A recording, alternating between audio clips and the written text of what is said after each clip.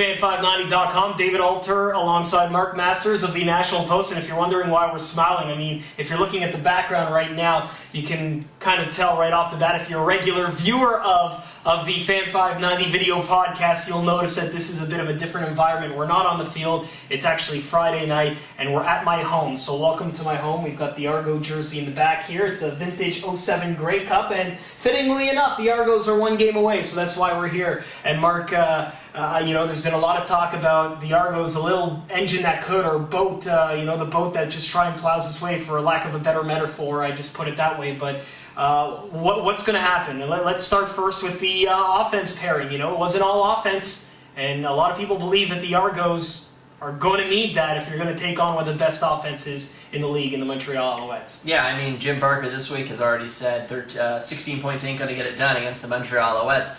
You got to expect that Anthony Calvillo and that offense is going to be able to put up more than 16 points. So Toronto's going to have to do more on offense than they did in Hamilton, and you know what, they probably should be able to, because Hamilton's defense, that wasn't a great matchup for Toronto. Their physical linebackers, their front four really seemed to neutralize Corey Boyd, to neutralize Chad Owens, and the Argos were really limited to stuff underneath, short passes, and they really couldn't stretch the field. I mean, the longest pass was 12 yards. So against Montreal, that secondary plays a lot of man-to-man coverage. They got a lot of speed with Spencer Watt, with Chad Owens. Ryan Christian is back in the lineup. He won't play too much on offense, but he can still be thrown in there too.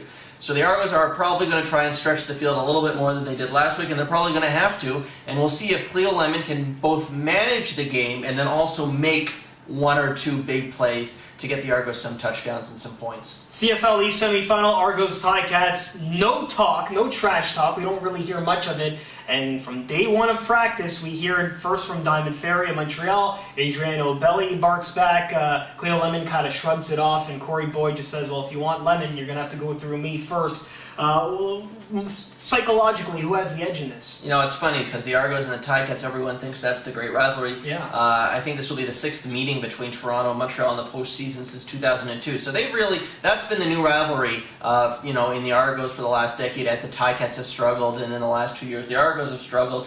They've only now this year started to play more meaningful games. Toronto and Montreal have been playing meaningful games for the last decade, so there's some bad blood. We had the incident with Adriano Belli at the end of last season, going into the Montreal locker room and confronting players who he thought were sending video to the league about how his play on the field was too rough or whatnot. So there's some bad blood across the board there. I think Mark Trestman kind of doesn't like it. I think if you're Jim Barker, I think it originated in Montreal with Diamond Ferry's comments, and if you're Jim Barker, fine, say that. It plays into the whole idea that no one believes the Argos can win, and the little engine that could, and the Argos, Boyd is really, his statements, were basically coming to the defense of Lemon. So, I mean, it really, I think, galvanizes Toronto a little bit more, plays into the narrative that no one expects the Argos to win. Montreal's considered the big favorite going in. I think 10-point favorites on the board. So yeah. I think Mark Trestman really has tried to downplay this, and I think his comments again this week on Friday were, we respect the Argos. They're a good team. They're here for a reason,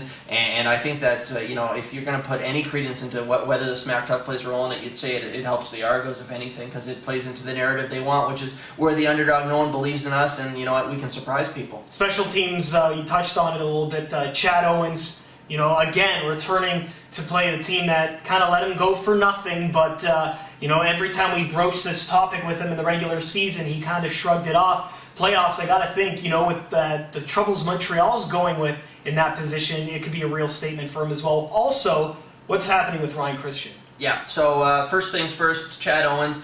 What an amazing story this is. This is a guy who was drafted by the Jacksonville Jaguars, bounced around the NFL a bit. I talked to Jim Popp, the general manager of the Montreal Alouettes, earlier this week. He had been trying to get Owens up into the CFL for, I think, 5 years before he finally got him. Owens was coming off a serious knee injury and trying to prove that he had that talent still, and he had the capabilities to perform on a professional football team. He did not earn a starting job at training camp this year, and he basically said, get me out of here. He ends up going to Toronto, and we all know what the year he had. So now it's kind of like full circle for Chad Owens. His year started in Montreal, and he returns to Montreal to try and cap an incredible season and beat his old team, the team that said, no, you're not good enough to start for us, to get to the Grey Cup. So that's Chad Owens. He should be pretty motivated. He's had success against the Alouettes this season. I expect that he'll be able to have a big game again on Sunday. In terms of Ryan Christian, this is a guy, 110-yard kickoff return against Montreal back in the first half of the season. He breaks his hand. He hasn't been heard of since he's been on the injured list for 9 games. This is the first game he's eligible to come back on, and Jim Barker basically said, he's a rookie, he's young, but he's just too good to ignore. So he comes back onto the roster. We're still not sure who he's going to replace, but he gives you a second threat on return. So if you want to kick it away from Owens, pick your poison. Sure. We know Christian's already burned back Montreal this season, and he also, he's one of the best cover guys on punts for the Argos. Mike O'Shea's talked about that this season, and also he can come in and play a little bit of offense as well. So Christian just adds another dimension to an Argos offense that really needs different weapons. So I think we'll see a fair bit of him on Sunday. I don't like to toot my horn a lot, but it's prediction time, and last week I took the Argos, you took the Ticats, and we know what happened there. It'll be interesting to see if we have a change of opinion here, but what are your thoughts going into the CFL East Final? Who are you taking and why? I think it will be a close game. I think that I think the Argos will be able to keep it close, and if they're in it, they'll have a shot. I think ultimately Montreal's advantage at the quarterback position, Anthony Calvillo, one of the best quarterbacks of all time in the CFL, against Cleo Lemon, a rookie who has struggled and really hasn't been able to produce huge numbers for the Argos. I think that will ultimately just be too much for Toronto to overcome, and their season will come up a little bit short of the ultimate goal, but still be a very positive season for Jim Barker. I'll take the Alouettes to win by 6. I'm going to completely go against you and just bet with house money because I'm already up. I'm going to take the Argos in this one for the sole reason that you go into that situation where it's going to be a hostile environment. You're going to have to throw the ball deep, but Toronto has shown that ability to expose Montreal's corners like they did on August 14th in that huge offensive explosion. Granted, that was at home. It'll be a similar environment at the O at the stadium. It's going to be a little warmer. It's going to be different weather,